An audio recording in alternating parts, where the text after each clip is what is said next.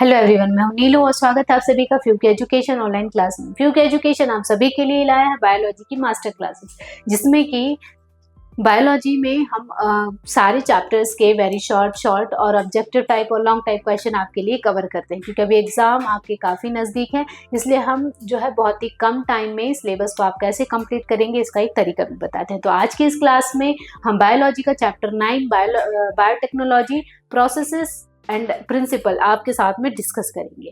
तो इस चैप्टर के हम ऑब्जेक्टिव टाइप क्वेश्चन तो कवर कर ही चुके हैं, अब हम इसमें वेरी शॉर्ट और शॉर्ट को कवर करेंगे। चलिए तो हम शुरू करते हैं वेरी शॉर्ट का। फर्स्ट क्वेश्चन ये है, अगर हमें प्लाज्मिड की नंबरिंग मतलब रेप्लिकेशन नंबर बढ़ाना होता है तो इसमें रिकॉम्बिनेंट प्रोटीन जो है किस तरीके से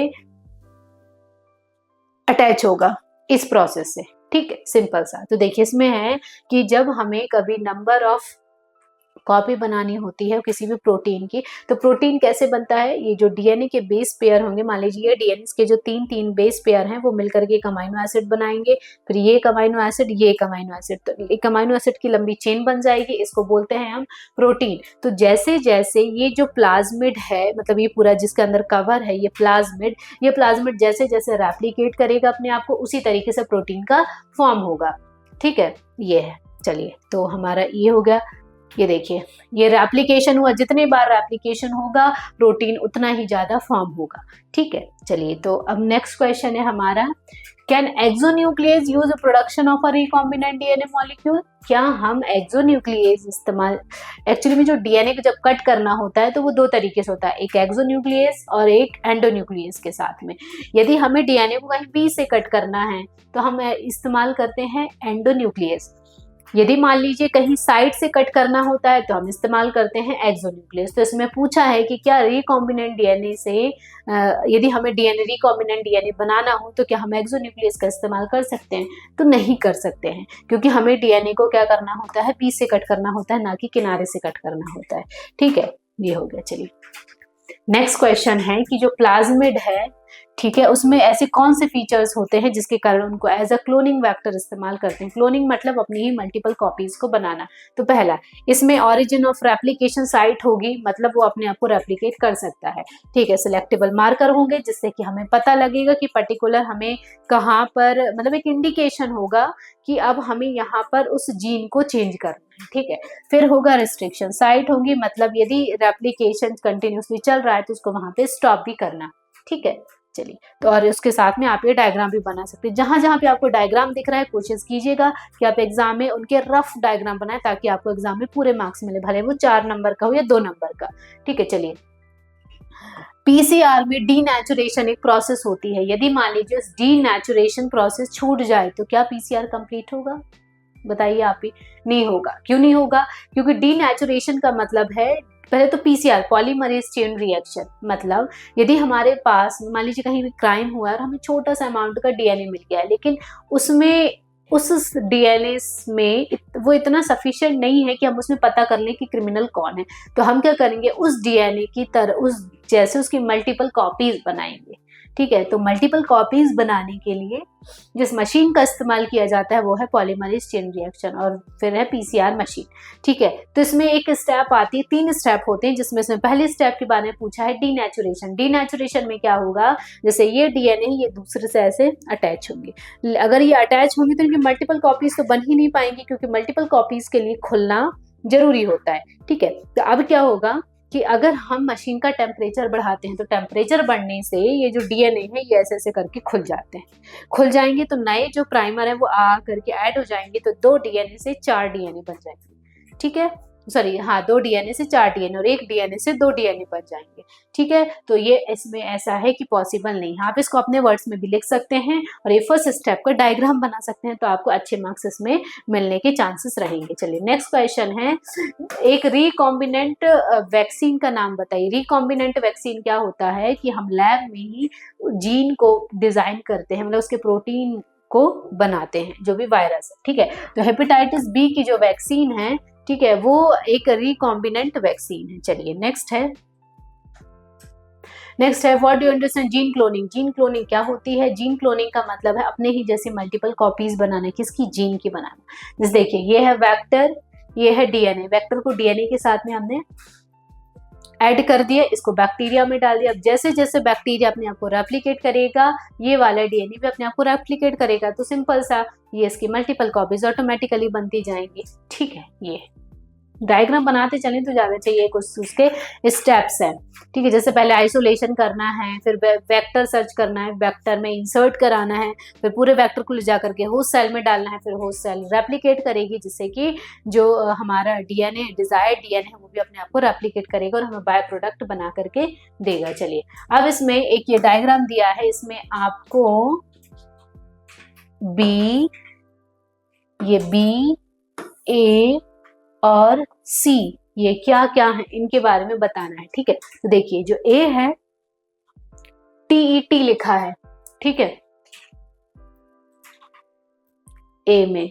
ठीक है, तो ए में A, B और C बताना है ना। तो देखिए A जो है BAM HI साइट है, BAM HI साइट है। ठीक है, जबकि जो B है वो है PST साइट। तो यहाँ पे लिख दिया PST साइट ना, आपको याद करनी होगी, इसकी कोई ट्रिक नहीं है, शॉर्टकट आपको डायग्राम बना करके आप याद करेंगे। ठीक है, फिर है C, तो C है इधर पर, तो C है हमारा ampicillin resistance gene, AMPR ampicillin resistance gene. ठीक है, चलिए इसको याद कर लेंगे तो ज्यादा अच्छा रहेगा। चलिए नेक्स्ट है हमारा ABC स्टेप। ये एक डायग्राम दिया हुआ है, इसमें आपको A, B और C स्टेप को पहचानना है कि ये क्या है।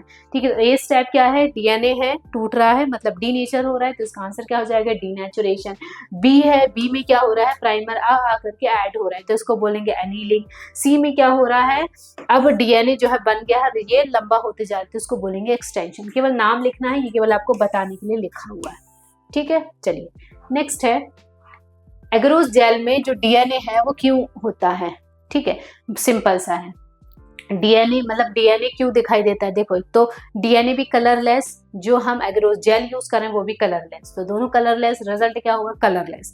तो हमें क्या करना होगा? दोनों में से किसी एक चीज को कलरफुल दिखाना होगा। तो हम क्या करते हैं, डीएनए में इथिडियम ब्रोमाइड, एक जो कि मतलब एक कैंसर कॉजिंग डाई है, लेकिन फिर भी हम उसका यूज करते हैं क्योंकि वो रेडियो एक्टिव है। ठीक है, वो हम डीएनए के साथ में मिक्स कर देंगे। अब जब डीएनए जैसे जैसे रन करेगा वो डाई भी रन करेगी, और जब हम इसको यूवी लाइट में रखेंगे तो वो अपने में से कलर को एमिट करेगा, और डीएनए जो है हमें ये देखो इतना कलरफुल दिखाई देगा। ठीक है, इथिडियम ब्रोमाइड आपको नाम याद रख लेना है, ये दिया हुआ इथिडियम ब्रोमाइड। ये डायग्राम बनाने की जरूरत नहीं है, ये केवल आपके समझने के लिए है। ठीक है, अब मेन ये रहेगा। चलिए नेक्स्ट क्वेश्चन है कि जब हम किसी सेल को प्रिपेयर करके यदि कैल्शियम क्लोराइड के सोल्यूशन में डाल दे तो क्या होगा? तो मान लीजिए यदि हम कोई प्रोटीन या कुछ हम सेल के अंदर इंसर्ट कराना चाहते हैं, इंसर्ट नहीं हो रहा है, तो यदि उस सेल को हम CaCl2 मतलब कैल्शियम क्लोराइड के अंदर डाल देंगे तो वो सेल जो है थोड़ा सा पोरस हो जाएगी, और उसमें से जो भी मॉलिक्यूल जाने रहेंगे अंदर वो चले जाएंगे। ठीक है, तो यही लिखा हुआ है कि उसकी जो बैक्टीरिया की जो सेल वॉल है वो फॉरेन डीएनए को लेने के लिए रेडी हो जाती है। तो इसके लिए हम क्या करते हैं? कैल्शियम क्लोराइड का इस्तेमाल करते हैं। आप चाहें तो ये वाला या ये वाला, दोनों में से कोई एक डायग्राम वहां पे बना सकते हैं। ठीक है, चलिए नेक्स्ट है पैलिंड्रोम सीक्वेंस जो होते हैं, कोई एक पर्टिकुलर साइट बताइए।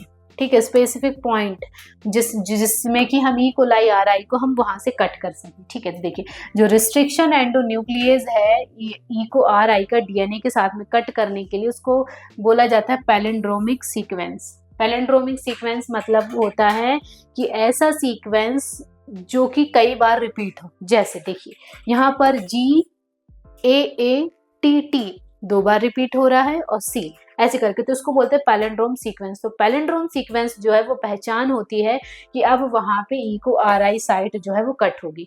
ठीक है, तो ये क्या है? वहां पे एक फास्फोरस बैंड जो है G और A के बीच के, वो यहाँ से ब्रेक डाउन हो जाएंगे। ठीक है, और फिर उसी साइट को हम अच्छा ब्रेक डाउन हो जाएंगे तो वहां पे हम नया डीएनए ऐड कर सकते हैं, बस उसी को हम बोलते हैं रिस्ट्रिक्शन साइट। रिस्ट्रिक्शन मतलब वहां से कट गई है वो साइट। पैलिंड्रोम सीक्वेंस किसको बोलते हैं, जो कि मल्टीपल टाइम रिपीट होंगे। मल्टीपल टाइम रिपीट होने से क्या हमें वो पहचान है वहां पे कि हमें वहां से कट करना है, वहां से नया डिजायर्ड डीएनए ऐड करना है, सिंपल सा, ठीक है। ये है, तो देखिए ये है पैलिंड्रोम सीक्वेंस। अब हमें यहाँ पे कट करना रहेगा और इसके साथ में इसको ऐड करना रहेगा, ठीक है। डायग्राम का स्क्रीनशॉट ले लीजिएगा तो आप बना लीजिएगा। चलिए नेक्स्ट है, आपको ऐसे 4 इस्तेमाल लिखने हैं जिससे कि हम डिजायर्ड डीएनए को किसी भी बैक्टीरिया में इंसर्ट करा सके, ठीक है। तो पहला है माइक्रो इंजेक्शन लगा करके, और फिर ये इस तरीके का माइक्रो इंजेक्शन, देखिए इंजेक्शन से हम जो है ट्रांसफर करते हैं, ठीक है। फिर है पैथोजन वेक्टर, हम किसी वेक्टर का इस्तेमाल करें। दूसरा फिर है कैटायन या फिर कैल्शियम क्लोराइड का इस्तेमाल करें या फिर जीन गन का इस्तेमाल करें। ये वाला डायग्राम देखिए वो ये वाला तो हो गया इंजेक्शन वाला, ठीक है। ये है जीन गन वाला, ये सारे जो जीन है वो अंदर की तरफ जाएंगे, ठीक है। ये है पैथोजन वेक्टर, मतलब वेक्टर को किसी भी पैथोजन के अंदर इंसर्ट कराएंगे। ये है कैल्शियम क्लोराइड, मतलब जो यदि हमें डीएनए को इंसर्ट कराना है तो हम यदि सेल को कैल्शियम क्लोराइड के सॉल्यूशन में रखेंगे तो वो जीन को पास होने के लिए रास्ता दे देती है, ठीक है। तो डायग्राम है एकदम, आपको एग्जाम में रफ डायग्राम बनाना है, ठीक है। चलिए नेक्स्ट क्वेश्चन है हमारा, प्लाज्मिड क्यों जरूरी है, क्यों बनाना है प्लाज्मिड हमें, ठीक है। तो प्लाज्मिड क्या है कि इसमें एबिलिटी होती है कि वो अपने आप को, हम जिसके अंदर डाल रहे हैं उसके अंदर वो अपने आप को रेप्लिकेट कर सके। यदि वो अपने आप को रेप्लिकेट करेगा, जैसे मान लीजिए हमें इंसुलिन का प्रोडक्शन करना है, सिंपल सा, तो हमारी बॉडी में से इंसुलिन के लिए रिस्पॉन्सिबल जीन को निकाल लेंगे या लैब में बना लेंगे, और ये जो प्लाज्मिड है इसके एक्स्ट्रा क्रोमोसोमल डीएनए के साथ में ऐड कर देंगे। अब जितने बार ये बैक्टीरिया अपने आप को रेप्लिकेट करेगा उतने बार जो इंसुलिन है वो भी प्रोड्यूस होगा। अब इंसुलिन तो बैक्टीरिया के किसी काम का है नहीं, हमारे काम का है, तो उस बाय प्रोडक्ट को हम निकाल लेंगे, ठीक है। इसमें यही लिखा हुआ है कि उसमें रेप्लिकेशन की कैपेबिलिटी होती है, इसमें मल्टीपल कॉपीज बनाने की कैपेबिलिटी होती है, इसको बीच में से कट करना बहुत आसान होता है क्योंकि सिंपल होता है, ठीक है। और ये एक्सपेरिमेंट के दौरान सबसे अच्छा टूल है जेनेटिक इंजीनियरिंग का इस्तेमाल करने के लिए। ये थ्योरी ना लिख करके आप इसको पॉइंट में आंसर लिख लीजिएगा और ये वाला डायग्राम बना लीजिएगा, ठीक है। चलिए नेक्स्ट क्वेश्चन है कि एक बायोटेक्नोलॉजिस्ट जो है वो नेचर में एग्रोबैक्टीरियम ट्यूमिफेशियंस का इस्तेमाल करता है, तो उसका समर्थन का कारण बताइए। सिंपल सा क्वेश्चन पूछा है कि आप बताइए कि एग्रोबैक्टीरियम ट्यूमिफेशियंस जो है, ठीक है, वो क्यों में ही ज़्यादातर एक्सपेरिमेंट या फिर उसी बैक्टीरिया को क्यों किया जाता है, ठीक है। तो देखिए जो एग्रोबैक्टीरियम ट्यूमिफेशियंस है वो एक पैथोजन है जो कि डाइकोट प्लांट में ट्यूमर को कॉज करता है, ठीक है। और ये क्या है, नेचुरल जेनेटिक इंजीनियरिंग है सबसे ज्यादा इस्तेमाल करने के लिए। उसको टीडीएनए भी बोला जाता है। ये करते थे नॉर्मल प्लांट में यदि हमें ट्यूमर कॉज करवाने हो तो उसके लिए हम इस बैक्टीरिया का इस्तेमाल करते हैं, मतलब पैथोजन का। उससे हमें पता चलेगा कि कौन कौन से वो केमिकल रिलीज करता है जो कि इस प्लांट के लिए हार्मफुल है, ठीक है। ये है, चलिए ये देखिए ये एग्रोबैक्टीरिया, इसका एक डीएनए निकाल के हमने इस प्लाज्मिड के साथ में ऐड कर दिया, ठीक है। ऐड करने के बाद अब हम चाहें तो प्लांट में किसी भी तरीके का कैरेक्टर हम ग्रो करा सकते हैं, तो इसके लिए एग्रोबैक्टीरिया मतलब जो प्लांट का ही पैथोजन है उसका इस्तेमाल करते हैं, ठीक है। चलिए नेक्स्ट है मॉलिक्यूलर सीजर किसको बोलते हैं। सीजर मतलब कट करने वाला, मॉलिक्यूलर मतलब डीएनए। तो डीएनए को यदि हमें बीच से कट करना हो तो किस सीजर का इस्तेमाल किया जाएगा, तो उसके लिए किसका इस्तेमाल किया जाएगा, रिस्ट्रिक्शन न्यूक्लियस का एंजाइम का इस्तेमाल किया जाएगा। अब रिस्ट्रिक्शन जो एंजाइम है वो 2 टाइप के होंगे, एंडोन्यूक्लियस और एक्सोन्यूक्लियस।